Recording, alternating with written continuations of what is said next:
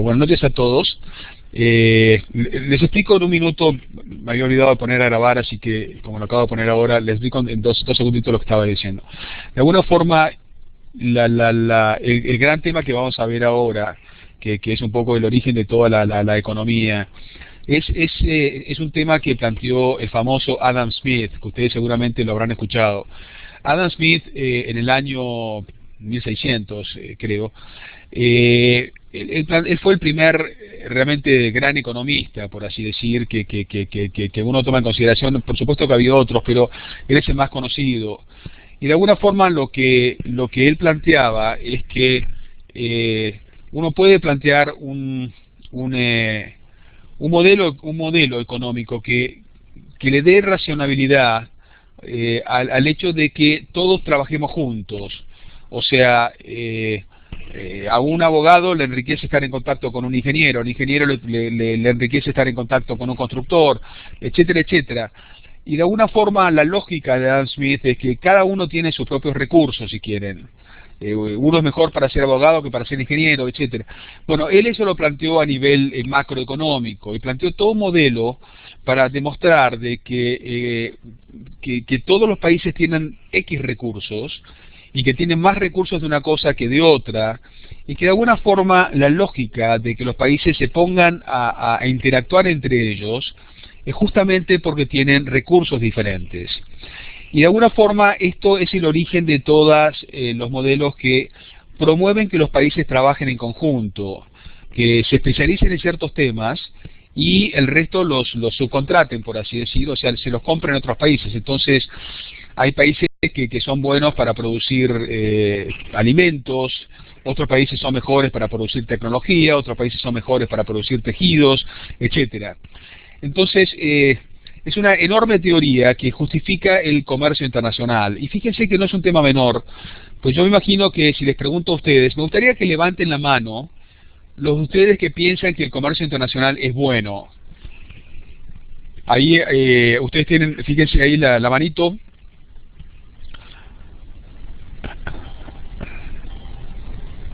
Muy bien. O sea, 5 de 11 comentan que de alguna forma, muy bien, el comercio internacional es bueno. Fíjense que es bastante debatido, porque significa que hay 6 de ustedes que no lo comparten. O sea que efectivamente hay una gran discusión.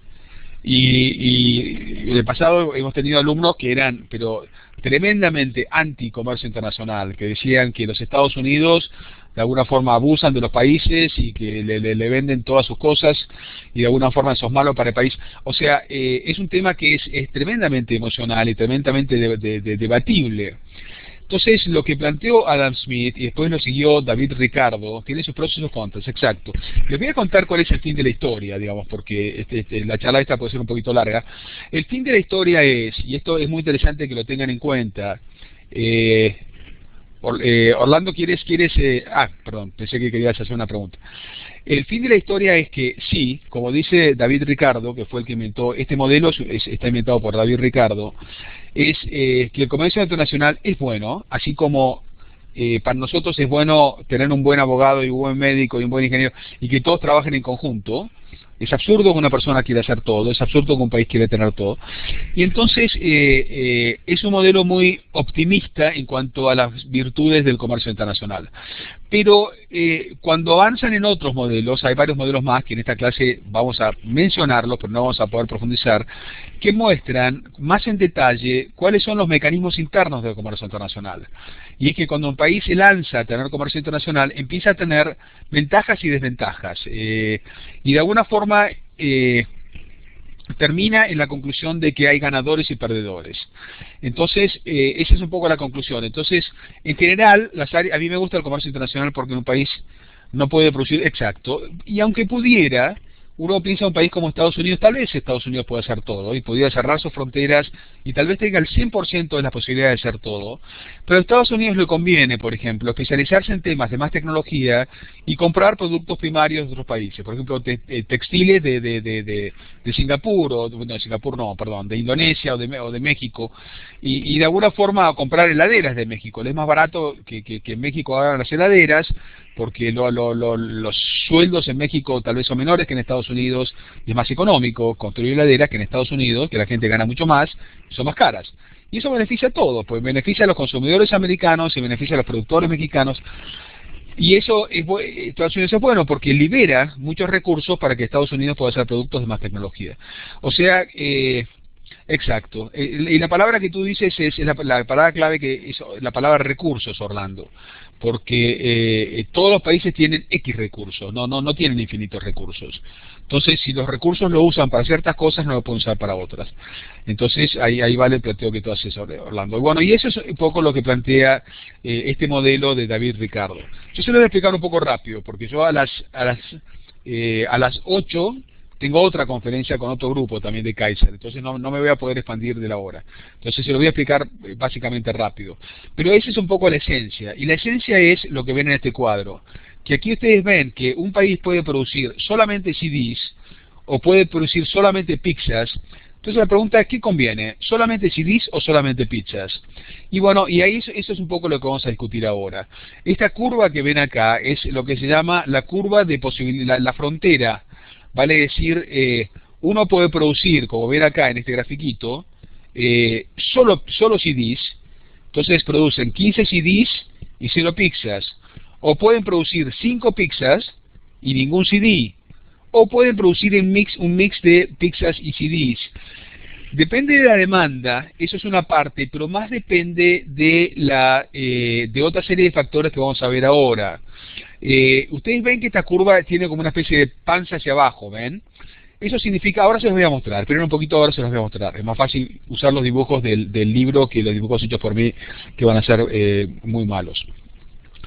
Yo les voy a ir explicando los conceptos que son como más importantes, y es importante que los usen, que los traten de absorber, porque valen no solo para la clase, esto lo van a usar en las discusiones, sino que también valen para su vida profesional. Depende de las necesidades, vas a ver que no es exactamente posibilidad de la demanda. Ahora vas a ver un poco de qué depende, son de otros factores. Está muy bien tu planteo, tanto Claudia como Rosa está bien lo que plantean, pero ahora les voy a mostrar que es un poquito, hay otras connotaciones. Les quiero explicar lo que es el costo de oportunidad, porque esto es fundamental para poder entender todo este modelo que tienen acá. Básicamente, ¿qué es el costo de oportunidad? Ustedes ahora están aquí, en esta clase. Eso quiere decir que no están trabajando. Esto quiere decir que no están produciendo dinero en este momento. Entonces yo les pregunto a ustedes, ¿cuál es el costo de oportunidad de ustedes de estar en este momento sentadas durante una hora en esta clase? Y ustedes me pueden decir, bueno, es el costo de la electricidad, es el costo de la computadora, y yo les respondo, no, ese no es el verdadero costo. El costo de oportunidad es el hecho de que ustedes no están ganando plata en este momento. Eso puede ser $100, $1.000, $100.000, pueden ser un montón de cosas. Por ejemplo, si Bill Gates, el dueño de Microsoft, está una hora sentada con nosotros, ¿cuál es el costo de oportunidad? Bueno, posiblemente muchos millones de dólares, porque posiblemente en una hora Bill Gates puede hacer $1 millón. Entonces, estar sentado con nosotros para Bill Gates representa un costo de oportunidad de $1 millón. Bueno, eso es un poco lo que ustedes ven en esta discusión que tienen aquí. O sea, si Estados Unidos usa todos sus recursos para producir CDs, ¿cuál es el costo para Estados Unidos? Es no solo el costo de producir CDs, sino el costo de oportunidad de no producir pizzas. O sea que el costo es no solo el costo de cuánto me cuesta producir CDs, sino cuál es el costo de oportunidad de no producir pizzas. Buenas noches, Marta, bienvenida. El costo de oportunidad de no producir pizza, si quieren. Ese es el costo de oportunidad. Y ahora van a ver qué importante que es el concepto ese. Es un tema que ustedes de alguna forma lo deben incorporar dentro de su razonamiento. Por ejemplo, yo estoy en casa y tengo que hacer cosas para la casa y pienso, estoy lavando los platos o cocinando, lo que sea, y pienso, ¿cuál es mi costo cuando yo estoy cocinando? O lavando los platos, o haciendo las mil cosas, o arreglando el auto, lo que fuere. Es el costo, es no, mi costo es no solo lo que me cuesta arreglar el auto, o lo que me cuesta de detergente, o lo que me cuesta de cocinar una comida, sino es mi costo de oportunidad. Durante esa hora yo no produzco, no tengo ingresos. Entonces ese es el costo de oportunidad. Y eso es muy importante, van a ver que es muy importante en toda la teoría esta. Perfecto. El segundo concepto es el costo marginal, y acá es la respuesta a lo que ustedes planteaban recién, Claudia y Rosa. Es la respuesta a lo que les planteaba recién viene dado por lo que es el costo de oportunidad, el costo marginal, perdón. Fíjense lo que es el costo marginal, acá lo tiene muy bien explicado, es muy lindo el gráfico este. Si ustedes producen solamente 15 CDs y 0 pizzas, están usando todos los recursos del país para producir solamente CDs y ninguna pizza. O sea, todos los recursos de Estados Unidos, lo único que logran es producir 15 CDs y ninguna pizza. Pero ustedes pueden decir, bueno, cambiemos, produzcamos una pizza, acá están bien para abajo, ven, es una pizza. ¿Cuántos CDs dejo de fabricar? Porque obviamente, si uso los recursos para fabricar pizzas o para cocinar pizzas, significa que no estoy produciendo CDs. Y ustedes ven que en realidad dejo de fabricar un CD. Ahora sigo adelante, digo, bueno, en vez de producir una pizza, voy a cocinar 2 pizzas. Y me doy cuenta que para cocinar 2 pizzas, tengo que dejar de producir mucho más CDs. En vez de 1, ahora son como 3 CDs. Ahora, si en vez de 2 pizzas, decido cocinar 3 pizzas, me doy cuenta que para cocinar 3 pizzas, tengo que sacrificar mucho más CDs. Tal vez 4 CDs. Quiero cocinar una pizza más, y de golpe tengo que dejar de producir 5 CDs. Y acá tengo que producir... ¿Se dan cuenta? Entonces, uno se da cuenta que hay una cosa muy interesante acá, y es lo que se llama, de alguna forma, el uso eficiente de los recursos. El razonamiento sería así, si quieren verlo. Si tú montas una pizzería y te va bien, de golpe ganas muchísima plata, ganas 1.000 pesos. Instalas una segunda pizzería y te das cuenta que ganas menos, ganas 900 pesos. Porque, bueno, pues la gente se cansa de comer pizza. Si instalas 5 pizzerías, con la nueva pizzería ganas 200 pesos. Y si instalas 10 pizzerías, con la última pizzería ganas 20 pesos. O sea, cada vez ganas menos, porque la gente se satura, la gente no le gusta tanto, porque uno agota los recursos, o por ahí en una misma cocina, en vez de haber un cocinero, hay 40 cocineros, y eso se transforma en un caos, entonces empiezan a pelearse. O sea, hay una cuestión de uso eficiente de los recursos, y van a ver qué importante es este tema en toda nuestra discusión. ¿Por qué? Porque eso da origen a lo que es el costo marginal. O sea, cada nueva unidad que tengo que producir, cada vez me cuesta más, es mayor el costo marginal. Porque aumenta la ineficiencia, como le ponía el ejemplo, cada nueva pizzería que instalo, la gente se cansa más, vendo menos, eso me genera gastos que después no recupero, etcétera.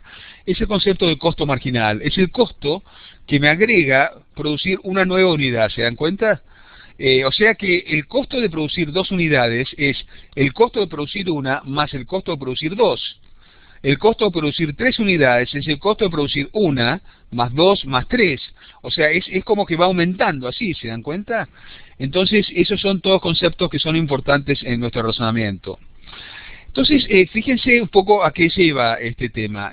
Fíjense a lo que lleva básicamente es a que uno pone en un gráfico, de alguna forma, cuál es el costo de producir, y ese costo de producir tiene ineficiencia, como les acabo de mostrar, y tiene costos de oportunidad, vale decir, para producir una unidad extra del producto tengo que dejar de producir otras unidades extras del otro producto. Y de alguna forma eso es un poco el origen de todo este razonamiento. Perfecto, entonces eso lleva a esta curva que ven que a medida que va avanzando, cada vez es más ineficiente hacia en esta dirección y más ineficiente en esta dirección. Entonces hay un punto que es el punto óptimo, que es más o menos en la mitad de la curva, o por donde fuere, donde de alguna forma, si yo paso de producir todos CDs a producir pizzas, a cocinar pizzas, voy perdiendo eficiencias en la producción de CDs, pero voy ganando eficiencias en la producción de pizzas, y lo inverso ocurre con el tema de las pizzas. Este es el punto ideal donde conviene operar. Y acá ustedes ven que eso lleva a que efectivamente existe un punto ideal. Acá estoy produciendo demasiados CDs, acá estoy produciendo demasiadas pizzas. El punto ideal es este punto acá.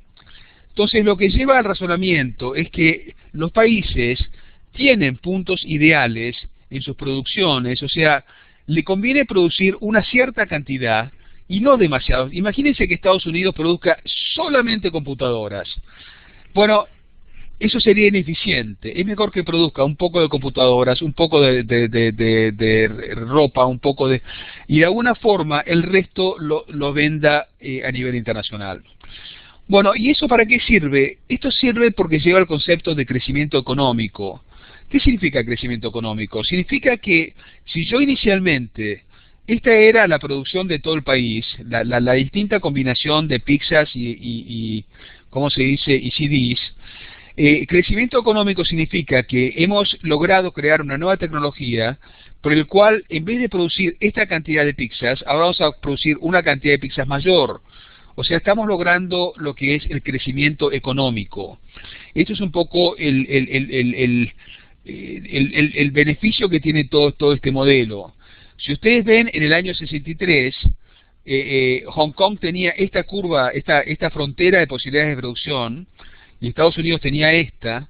Sin embargo, ustedes avanzan y ven que hoy, en el año 2006, tanto Hong Kong como Estados Unidos han ampliado sus curvas de producción, o sea, han incorporado tecnologías, la gente se ha educado más, la gente es tiene más capacidad para trabajar con más eficiencia y logran crecimiento económico, ¿se dan cuenta?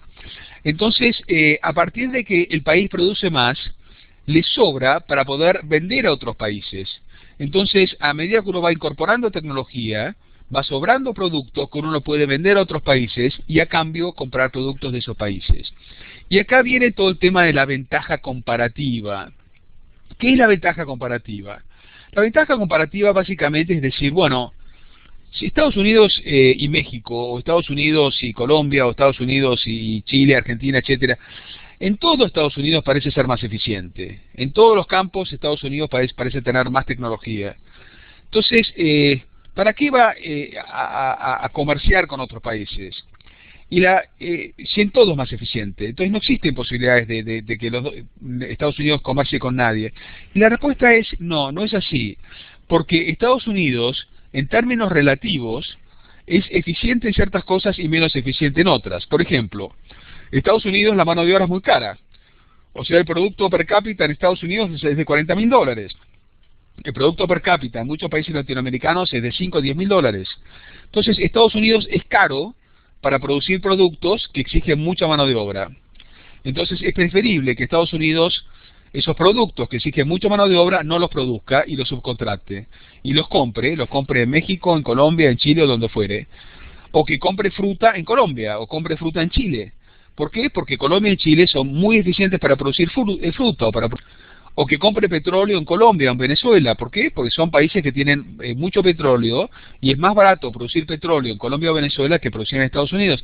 Entonces, de alguna forma se empiezan a dar cuenta que Estados Unidos tal vez es bueno que produzca computadoras y el resto lo comercie, se lo compre al resto de los países. Ese es un poco todo el tema de la ventaja del comercio. Entonces, acá este modelo que yo les había mostrado antes muestra que así como dos personas, por ejemplo Nancy, puede ser más eficiente en producir cajas, la otra chica, Tom, el otro chico, perdón, es más eficiente en producir discos. Entonces, es bueno que trabajen juntos y lleguen a un punto en el cual, este punto óptimo, produzcan, Nancy se dedica a producir lo que es más eficiente, que es cajas dice ahí, ¿no? Y Tom se dedica a producir discos. Entonces, como les decía, el médico y el abogado, el ingeniero y el constructor, o sea, cada uno se especializa en lo que uno es más eficiente, ¿ven? Exactamente, el punto medio. Entonces, ahí viene el tema de la ventaja. Y ahí donde está la discusión del tema de la ventaja absoluta. Si Estados Unidos es más eficiente en todo, ¿tiene sentido que Estados Unidos comercie? La respuesta es sí, porque siempre hay una ventaja comparativa. Como les digo, Estados Unidos es caro en su mano de obra y México es más barato en su mano de obra. Entonces, todo lo que sea productos que exigen mucha mano de obra lo produce México y todo lo que sea productos que exigen mucha tecnología lo produce Estados Unidos y comercian. Y cada uno se beneficia por hacer lo que uno es más eficiente. Como un médico, no tiene sentido que sea médico, abogado, ingeniero, constructor. El médico se dedica a la medicina, con eso gana mucha plata y le contrata a los abogados y a los ingenieros los productos que ellos producen. Perfecto. Entonces, a partir de ahí, los países comercian y tienen economías de mercado, donde cada uno se especializa en temas diferentes, y ahí viene todo el famoso tema de la especialización. Bien, vamos entonces a todo lo que es la demanda y la oferta. Quisiera de alguna forma ubicarlos un poco en un marco más conceptual, si quieren, que parece que les puede ser de interés. Todas estas cosas, todas estas teorías, se desarrollaron básicamente hace unos 100 o 200 años, especialmente en el siglo XIX y más o menos una partecita en el siglo XVIII. David Ricardo es del siglo XVIII, Adam Smith del siglo XVII. Y básicamente todas estas teorías lo que llevaron es a un mundo que estaba muy aislado. En esa época los países no comerciaban. Fueron todas teorías que fueron llevando al mundo a convencerse de que era bueno comerciar. Entonces todo esto que estoy explicando ahora, cuando lo explicaron en su momento Adam Smith o David Ricardo, se lo explicaron a los gobiernos y los gobiernos dijeron, bueno, está bien, empecemos a comerciar. Perfecto, esto que les voy a explicar ahora también lo desarrollaron los economistas y muy interesantemente lo desarrollaron más bien filósofos, si quieren, más que economistas. Por ejemplo, toda la curva de demanda surge de todo un planteo muy filosófico. En el siglo XIX, los filósofos se fueron transformando en economistas, en filósofos éticos, y de alguna forma decían que la gente tenía necesidades, lo que tú habías planteado Carmen y lo que había, Claudia, perdón, y Rosa, el tema de las necesidades. Acá es donde marca lo que ustedes decían. Había toda una filosofía ética que desarrollaron justamente todos estos filósofos, que se llama el utilitarismo. Y el utilitarismo básicamente lo que decía era, ubíquense un poco en la historia, era una época que había habido mucho conflicto, recuerdan las guerras de religión, los países de los protestantes contra católicos, había habido unas guerras horrorosas. Entonces empiezan los filósofos a decir, bueno, pacifiquemos esto, pongámonos de acuerdo en ciertas cosas en las cuales estamos todos de acuerdo. Entonces John Locke dice, bueno, pongámonos de acuerdo en que tenemos que preservar al individuo, que tenemos que dejar de pelearnos y debatarnos. Ponémonos de acuerdo en que tiene que haber una defensa de la propiedad privada. Aparece Thomas Hobbes antes y dice, pongámonos de acuerdo en que hay que tener un contrato social, una constitución, algo que termine con este caos. Bueno, y aparecen los y dicen, bueno, pongámonos de acuerdo qué es lo que hace mi felicidad. Y dicen, mi felicidad lo hace de que yo logre maximizar mi utilidad. Y mi utilidad puede ser cualquier cosa, puede ser, a mí me gusta comer pizzas, o a mí me gusta tener CDs, o a mí me gusta tener una casa, o a mí me gusta tener educación, o me gusta ayudar a la gente, o me gusta hacer cualquier cosa, un altruista, lo que fuere. O sea, todos tenemos de alguna forma gustos, y eso es lo que crea la demanda. O sea, la demanda es por así decir, la acumulación de los gustos o las necesidades de cada persona. El utilitarismo decía que había que maximizar el placer y minimizar el dolor. Y el placer es una cosa muy amplia. A mí me puede dar placer ayudar a la gente humilde, no es que necesariamente el placer sea una cosa hedonista. El placer puede ser cualquier cosa. El placer puede ser un buen político, ser un buen religioso, ser un buen economista, lo que fuere. Entonces, a partir de ahí se genera toda una serie de modelos, que eso es lo que vamos a ver ahora, cómo se genera la curva de demanda. Y la curva de demanda básicamente se genera por esas curvas que les mostré hace un ratito. Yo acá me salteo muchos gráficos. Que básicamente la curva de demanda tiene esta forma, fíjense, pero ahora les voy a mostrar de dónde surge la curva de demanda, que es exactamente lo que les había mostrado recién. Básicamente en la curva de demanda ustedes tienen un gráfico, donde en el eje vertical ustedes tienen el precio de un producto, y en el eje horizontal tienen la cantidad de ese producto. Entonces, obviamente, a medida que si el precio es bajo, yo voy a querer comprar mucha cantidad, pero si el precio empieza a aumentar, voy a querer comprar menos cantidad. Y si el precio sigue aumentando, voy a comprar aún menos cantidad. ¿Ven? Empecé comprando 10, paso a comprar 6, ahora compro 4, y cuanto más caro es, menos voy a comprar. Si el precio aumenta a 2,5, voy a comprar solamente 2 unidades. Si el precio es muy alto, no voy a comprar nada. Entonces, por esa razón, la curva de demanda tiene esta forma hacia abajo, ¿ven? Porque me va relacionando los distintos precios de un producto con la cantidad que yo estoy dispuesto a comprar. Entonces lo que es interesante es de alguna forma es ir razonando ¿de dónde surge la curva de demanda? Bueno, eso se lo voy a explicar después. Hay una serie de temas que son interesantes, especialmente si ustedes están estudiando una carrera como esta, de negocios, porque la curva de demanda es el origen de todo lo que ustedes estudian prácticamente en todos lados, en marketing, en producción, manufactura, porque todo viene justamente de lo que les había dicho, ¿no? De lo que se desarrolló en el siglo XIX, de qué es lo que la gente quiere, qué es lo que la gente demanda, qué es lo que la gente necesita, etcétera, ¿no? Como planteaban Claudia y Rosa muy bien. Bien. Esto es un tema que les aparece, es una discusión un poco semántica, si quieren, por ahí no es importante. Pero básicamente les pregunta cuál es la diferencia entre un cambio en la demanda o un cambio en la cantidad demandada. Y fíjense, uno siempre está parado en una curva de demanda. Supuestamente esta curva de demanda no cambia demasiado. Supuestamente mañana, pasado y traspasado, esa curva va a seguir estando tal cual. Entonces, si un negocio decide aumentar el precio, va a vender esta cantidad, perdón, mis rectas no son demasiado buenas, pues estoy escribiendo con el mouse. Si este es el precio de 3 pesos por unidad, la cantidad que yo estoy dispuesto a comprar es 2 unidades. Pero si yo decido bajar mis precios, en vez de cobrar 3 pesos, decido cobrar 1 peso, entonces 1 peso la gente está dispuesta a comprar más cantidad. Entonces compra 6 unidades, ¿se dan cuenta? Y si yo bajo a 50 centavos, la gente está dispuesta a comprar 9 unidades, ¿se dan cuenta? Entonces, todos estos cambios acá no son un cambio de la demanda es la misma. Lo que cambia es la relación precio-cantidad demandada, pero la demanda no cambia. Ahora, ¿qué significa un cambio en la demanda propiamente dicho? Cambio en la demanda significa que ustedes se mueven de la curva azul a la curva rosadita. ¿Y cómo puede ser que cambie la demanda? Y bueno, cambia la demanda si hay cambios estructurales. Por ejemplo, de golpe aparece un nuevo iPad que produce Apple, que tiene tal y cual característica. Entonces todo el mundo se lanza a comprar ese producto y eso aumenta el consumo de CDs, eso aumenta el consumo... O sea, hay cambios en la tecnología, ¿se dan cuenta? O hay una publicidad muy grande, iPhone por ejemplo, exacto, lo que tú planteas. Sale un iPhone que se conecta con los CDs, entonces la gente que compra iPhone también compra CDs. Hay todo un movimiento tecnológico que hace que cambie la curva de demanda, ¿se dan cuenta?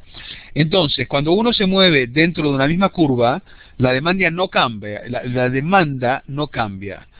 Cambia la demanda cuando pasa de una curva a otra curva diferente. Eso es una pregunta que todo el tiempo se hace. Y depende de una serie de factores. Por ejemplo, si cambian, uno tiene una expectativa de que cambien los precios en el futuro. O a uno le cambian los ingresos, uno se hace más rico, entonces ahí cambia la demanda. Si yo soy más rico, en vez de comprar hamburguesas, me voy a querer comprar un riquísimo bistec. Entonces el precio del bistec va a aumentar. Exacto, uno gasta más y uno cambia las preferencias. Por ejemplo, si yo soy tengo un nivel de ingresos muy chiquitito, me la paso comiendo salchichas. Pero si yo un día me vuelvo millonario, nunca más en mi vida como la salchicha. Empiezo a comprar unos deliciosos bistecs y las salchichas no me las como nunca más. Entonces se dan cuenta que hay muchas cosas que afectan la demanda de salchichas o la demanda de bistecs, ¿se dan cuenta? Y bueno, la población, se aumenta la población, eso también cambia la demanda, las preferencias de la gente, etc. Todas esas cosas influyen en la curva de demanda, ¿ven? Entonces, eso es lo que le decía, cambio en la cantidad demandada, cambio en la demanda. Eso es lo que estaba explicando recién. Esto ya se lo había comentado. Bueno, vamos a la curva de oferta. Como ven, es interesante conocer la historia, porque entonces cuando uno conoce la historia sabe dónde viene cada cosa. Como les comenté, la curva de demanda viene del utilitarismo. Son los utilitaristas los que crean la curva de demanda. Y la crean básicamente para explicar las necesidades de la gente, lo que a la gente le hace feliz.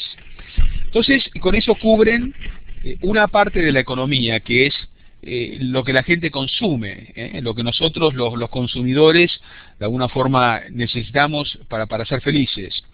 Pero también hay una segunda parte de la economía, que es la oferta, vale decir, lo que la gente que tiene recursos productivos produce y ofrece en el mercado. Esto es otra teoría que se desarrolla por otro carril completamente distinto. Esto es herencia mucho más del famoso Adam Smith. Adam Smith estaba muy muy con el tema de los recursos, de la producción, etcétera, etcétera.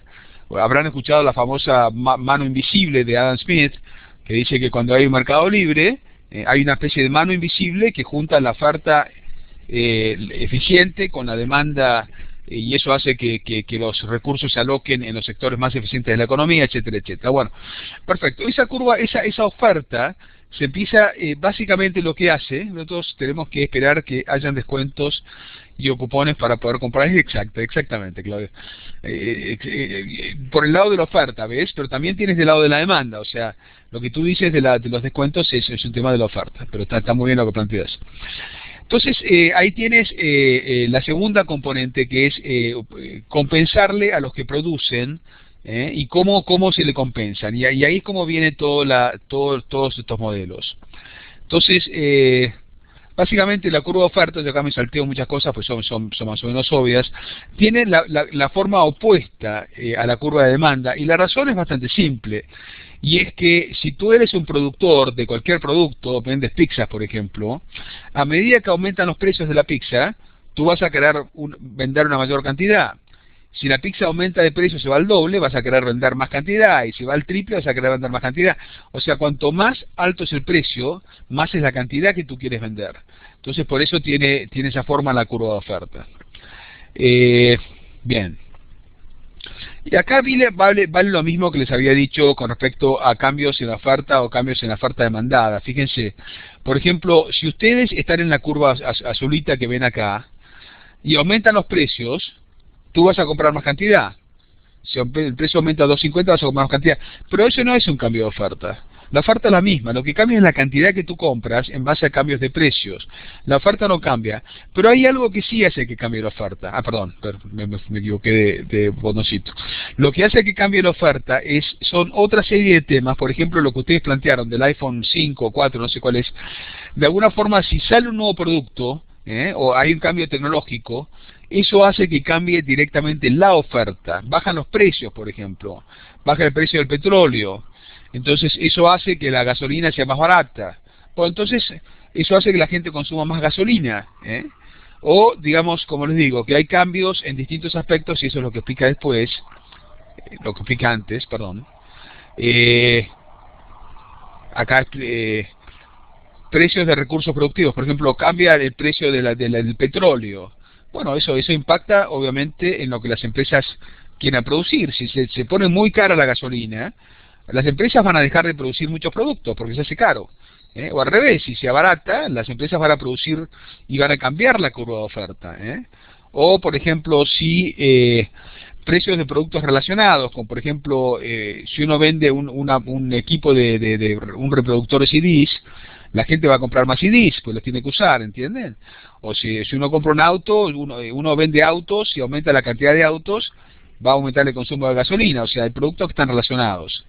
Precios futuros, ustedes vieron que pasan muchas veces que dice el gobierno en los países nuestros, en Estados Unidos esto no ocurre muy frecuentemente, pero en los países dicen, bueno, mañana la gasolina va a costar 30% más.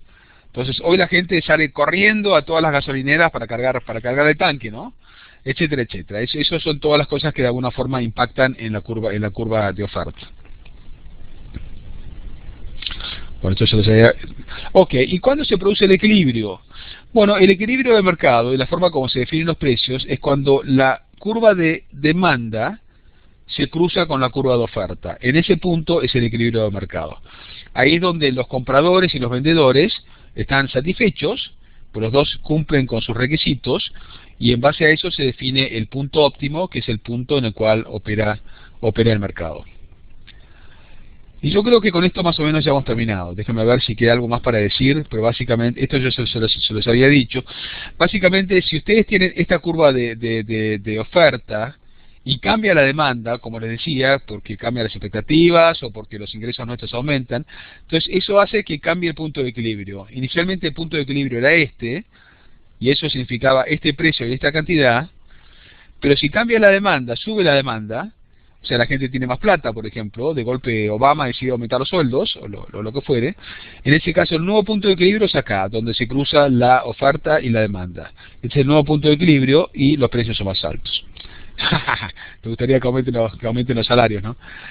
Bueno, Eso es básicamente todo lo que les quería comentar. Les dejo el micrófono si me quieren hacer alguna preguntita.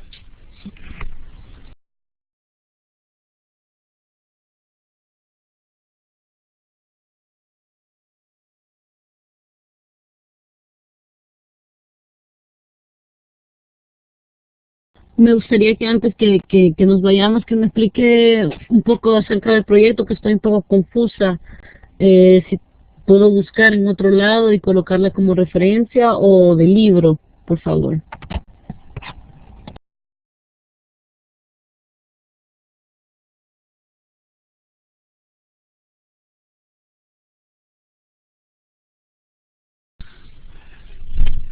Me preguntabas el tema del proyecto. Básicamente lo que tú tienes que hacer en el proyecto es demostrar que básicamente es demostrar que has aprendido la teoría y la sabes aplicar y de alguna forma incorporas, ¿cómo se dice? Información concreta de Internet, o sea que no te basas en opiniones, sino que te basas en información concreta. Puede ser una cosa, ahora mismo te voy a incorporar una rúbrica que yo la uso para corregir, en realidad la tendría que haber hecho antes, lo voy a hacer ahora, para que veas un poco qué es lo que cómo es el modo como corrijo. Eh, a mí hay un cambio en las expectativas educativas en las últimas décadas especialmente, donde el conocimiento crece tan rápidamente que no tiene sentido que uno le pida a los alumnos que aprendan las cosas perfectas, porque el conocimiento cambia. Cuando éramos jóvenes no era así. Cuando éramos jóvenes, hace muchos años, digamos, por lo menos para mí, a uno le pedía que uno aprenda las cosas perfectas, de memoria. El libro de texto era la Biblia, uno tenía que saber el libro de texto de memoria. Pero hoy las cosas han cambiado. Hoy el conocimiento cambia muy rápido, entonces lo que uno le pide a los alumnos no es tanto que diga las cosas perfectas y repita la teoría perfecta, sino que muestre que es capaz de crear un pedazo del conocimiento. Y para eso que uses la teoría que existe, agregues información de Internet, hagas tu análisis, hagas tu conclusión, y eso es lo que yo te voy a corregir. Yo no te voy a corregir que me digas cosas perfectas, no me va a importar que te equivoques, pero sí me va a importar que muestres un buen proceso de creación de conocimiento. Te voy a poner ahora la rúbrica lo tendría que haber hecho antes, es mi error, pero te voy a poner, no sé si no lo hice, tal vez sí lo hice, déjame ver, tendría que haber, creo que los anuncios los puse, sí, lo puse en los anuncios, sí lo puse en los anuncios, le puse un anuncio que se llama ¿Cómo corrijo? Ah, no los puse, discúlpeme, es mi error, lo tendría que haber puesto, lo voy a poner ahora. Generalmente sí lo pongo. No sé si eso responde a tu pregunta. Les dejo el micrófono de vuelta si tiene más preguntas. Les dejo el micrófono si tiene alguna pregunta más. Me había preguntado el tema de los extra credits, uno de ustedes. Bueno, en la única parte que hay extra credits es en estas conferencias. Es lo único que tiene extra credits. El resto no, nada más. Y la universidad no tiene una política de extra credits. Con lo cual no les puedo poner extra credits, salvo por estas conferencias. Les dejo el micrófono.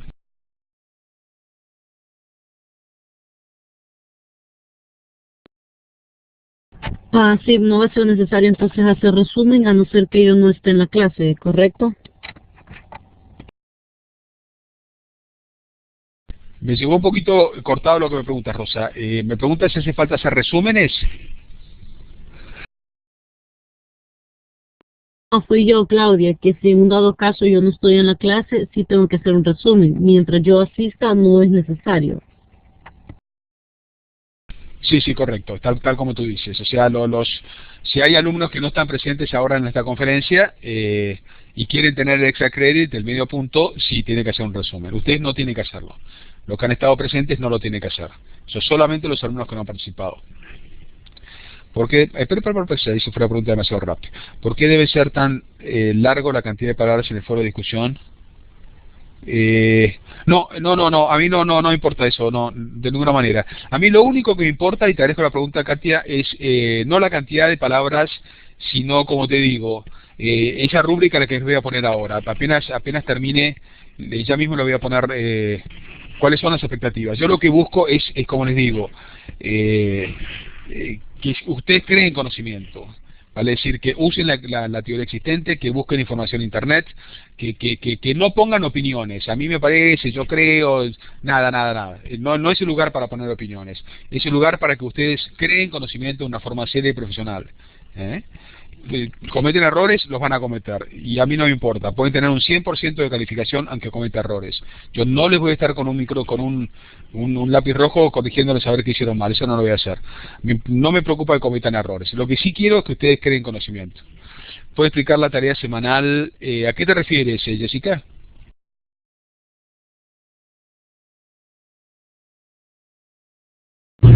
Sí, buenas noches. Es que estuve viendo y luce como si fuera un tipo de examen. Dice que todo es ilimitado y yo quiero saber si es que hay que hacerlo como en las demás clases, que tenemos que escribir algún tipo de información, hay que buscar información, o es como una clase de examen. Es un examen multiple choice que tiene no sé cuántas preguntas, no les quiero decir porque no recuerdo de memoria, pero puede ser que tenga 10 o 20 preguntas. Es un examen multiple choice básicamente. No es un ensayo, tienen que responder las preguntas y ustedes mismos ya reciben su calificación.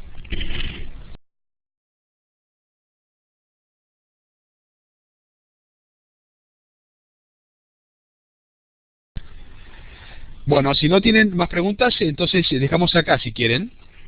Les agradezco mucho su participación. Ahora mismo les voy a poner la rúbrica para que tengan bien el punto de partida. Es mi error, lo tendría que haber hecho antes, lo voy a hacer ahora. No es demasiado tarde todavía. La clase empezó hace 2 días, así que estamos a tiempo. Muchas gracias a todos por su participación y les deseo mucha suerte y que disfruten el curso. Buenas noches.